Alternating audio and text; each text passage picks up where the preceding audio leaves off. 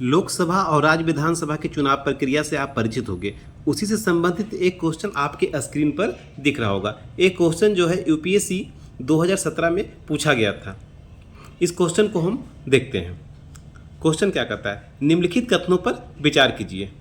ठीक है, statement based question है, जिसमें पहला स्टेटमेंट है लोकसभा अथवा राज्य की विधानसभा के निर्वाचन में जीतने वाले उम्मीदवारों को निर्वाचित घोषित किए जाने के लिए किए गए मतदान का कम से कम 50% पाना अनिवार्य है।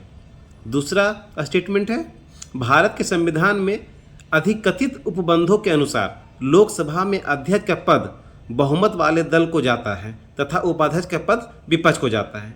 उपयुक्त कथनों में से कौन से सही हैं? ठीक है, ए ऑप्शन क्या है, केवल एक। बी ऑप्शन क्या है, केवल दो। सी ऑप्शन एक और दो दोनों। डी ना तो एक और ना दो।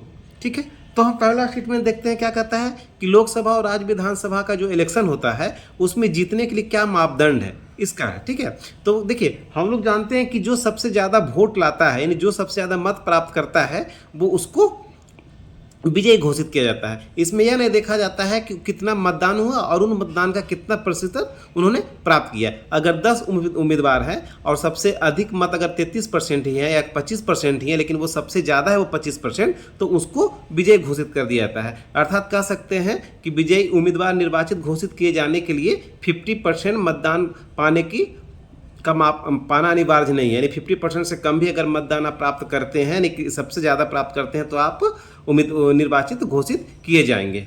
यानी कि यह जो कथन गलत है। दूसरा कथन क्या है कि लोकसभा में अध्यक्ष का पद बहुमत वाले दल को जाता था तो उपाध्यक्ष का पद विपक्ष को जाता है। देखिए लोकसभा में अध्यक्ष का पद जो है बहुमत बल दलों को जाता है, यह एक परंपरा है। वो संविधान में कोई ऐसा उपबंध नहीं है, कोई ऐसा नियम नहीं है कि लोकसभा में अध्यक्ष का पद बहुमत वाले दल को ही जाएगा। जबकि लोकसभा में अध्यक्ष का पद जो है सामान्यतः ऐसा देखा जाता है कि सबसे वरिष्ठ सदस्य को दिया जाता है, तो सीनियर जो होते हैं उनको दिया जाता है। और यह हमेशा एक परिपाटी बन गई है कि जो सबसे वरिष्ठ सदस्य हैं उन्हीं को लोकसभा का अध्यक्ष नियुक्त किया जाता है, और सामान्यतः ये बहुमत बल दल नेतृत्व हो जाता है। यह एक परंपरा है, ना कि यह रूल है। आप इसके एक्सप्लेनेशन को भी देख सकते हैं, जो आपके एग्जामिनेशन पॉइंट ऑफ व्यू से काफ़ी महत्वपूर्ण होंगे।